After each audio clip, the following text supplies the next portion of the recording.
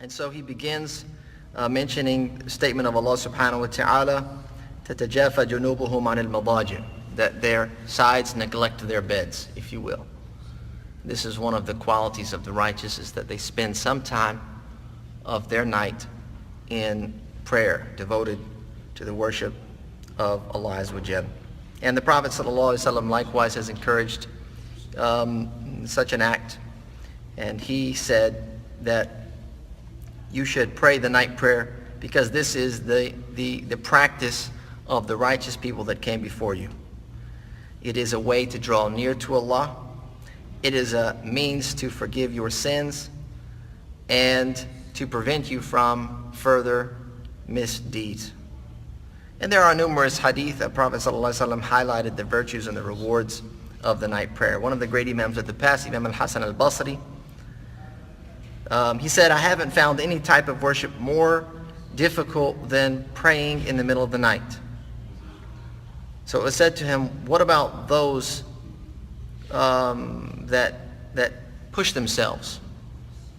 Why are they the most beautiful? Why do they have the most beautiful faces, if you will?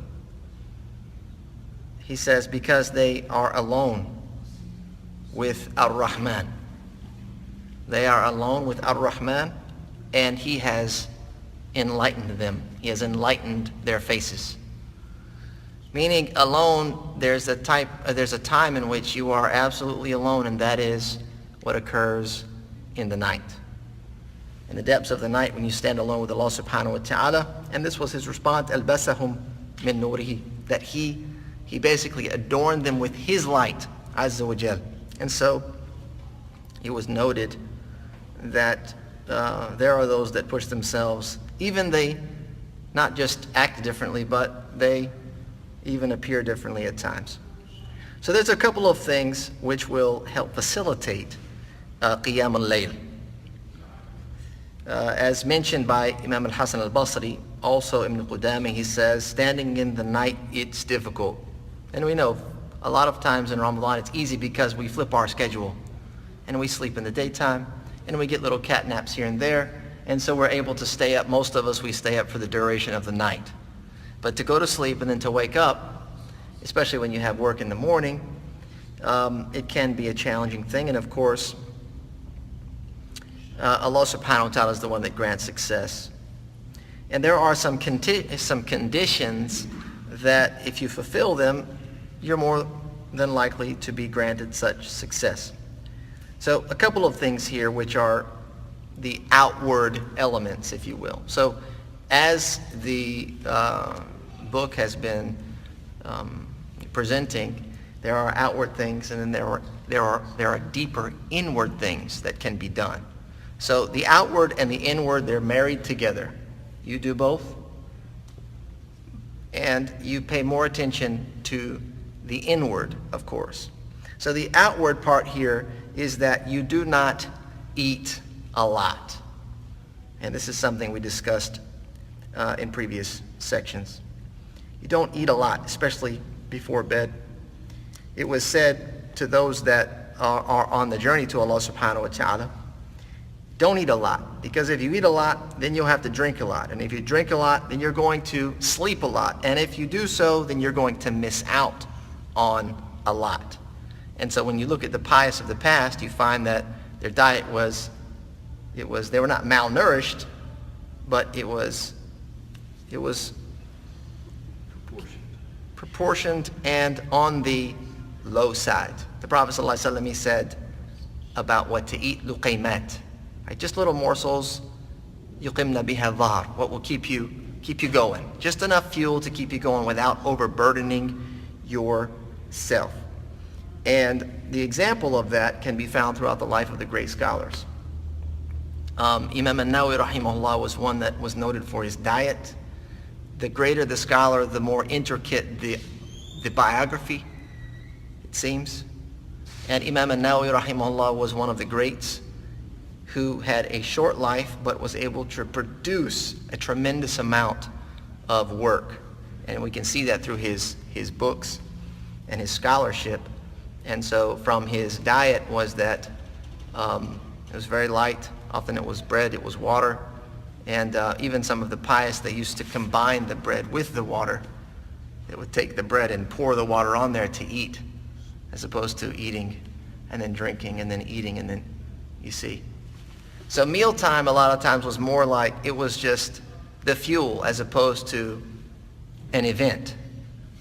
As opposed to the event, that was just, let me fuel up for something. Whereas a lot of times we struggle trying to distinguish between the two.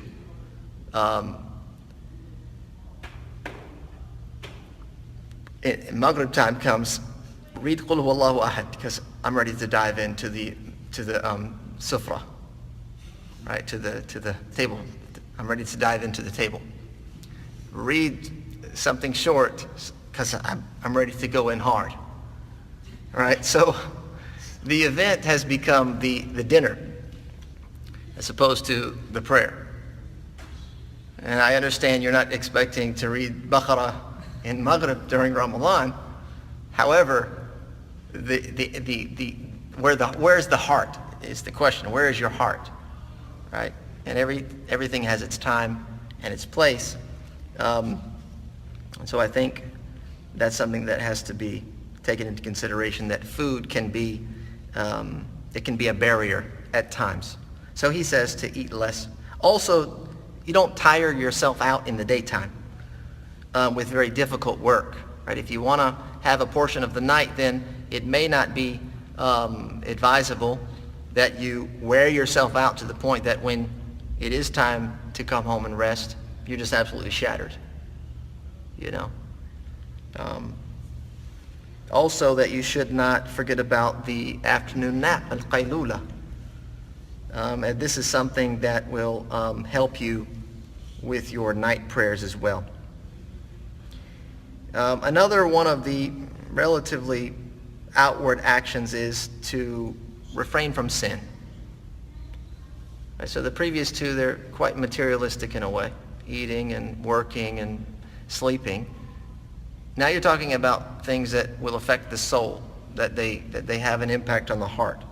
And that is to stay away from sins. Imam al-Thawri rahimahullah says, حُرِمْتُ قِيَامَ اللَّيْلِ خَمْسَةَ أَشْهُرٍ بِذَنْبٍ أَذْنَبْتُهُ, that I was prevented from Qiyam al-Layl for 5 months due to a sin that I committed.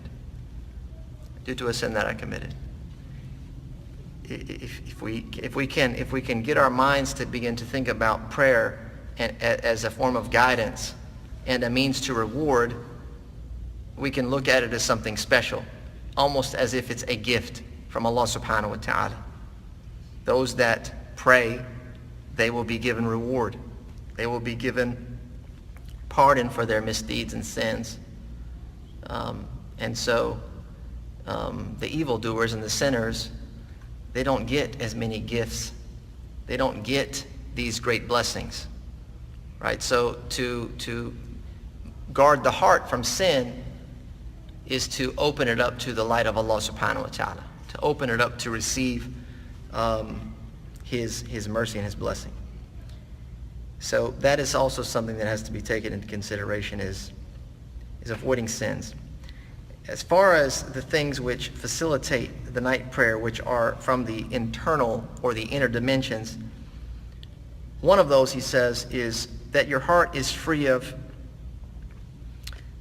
anything regarding the Muslims. Right? You don't have any ill will towards the Muslims in general. Also, that it's free of innovations, and that it turns away from the excessiveness of this world. Right? That your heart is not directed towards the excessiveness of this world.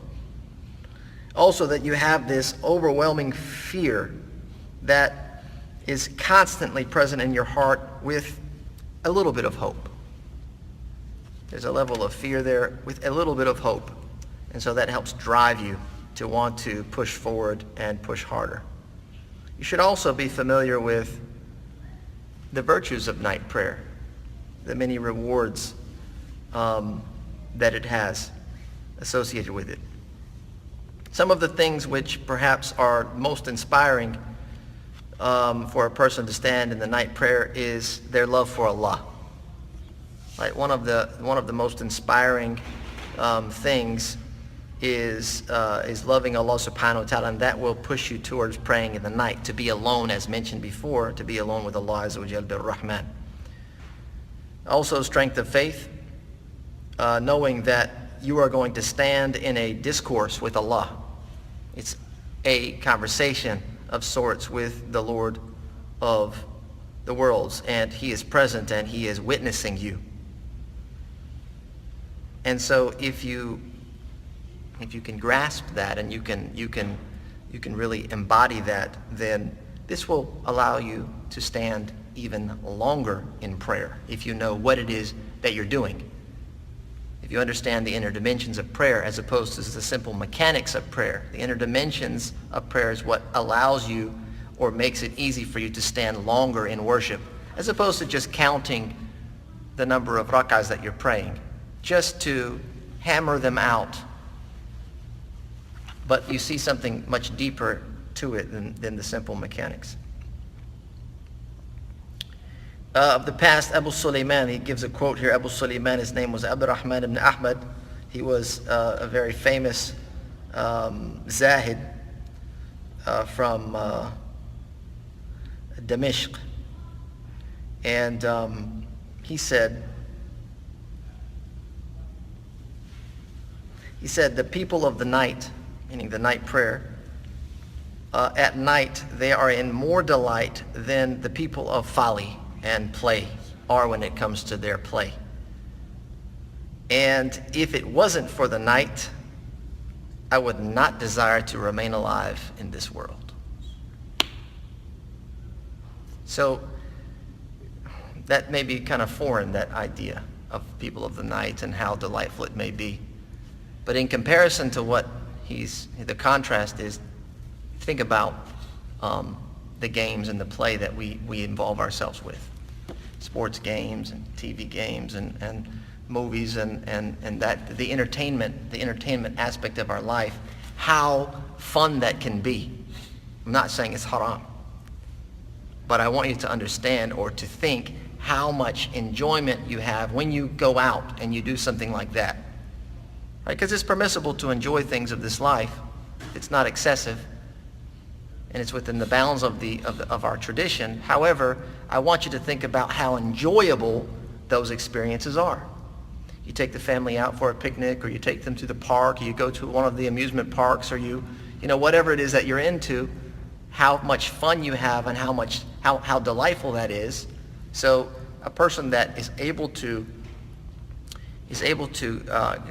capture the inner dimensions of the prayer, the potential is that night prayer can be as delightful in its own right. It can be as enriching in its own right, if not more, than the joy that you get out of entertainment. The Prophet ﷺ, he said that there's a time during the night that when the servant stands and asks Allah subhanahu wa ta'ala for anything good, that he will be granted what he asks for. And that happens every single night. So not only is there the opportunity of delight, enrichment, and joy, but the opportunity is also that Allah will answer your prayers. And we all have those. We all have those prayers. We all have those hopes. Oh Allah, bless me with, allow me to, deliver me from. You think about those things, and here's a golden opportunity for Allah subhanahu wa ta'ala to fulfill your hopes, your dreams, and your desires through asking and supplicating to Him.